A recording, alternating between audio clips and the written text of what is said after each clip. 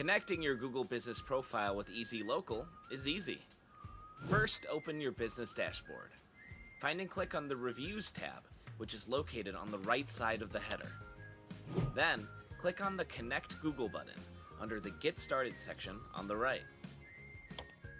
In the pop-up window, choose the Google account associated with your business.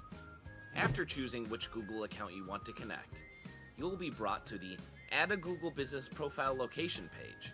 This is the last step. You should see profiles which are attached to your business. To find your business, simply click on one of the drop-down menus and select your location.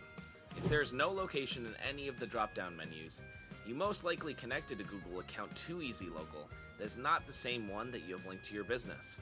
To fix this, log in with an account that has access to your Google My Business. And done! You now have connected your Google Business profile to your EZlocal dashboard.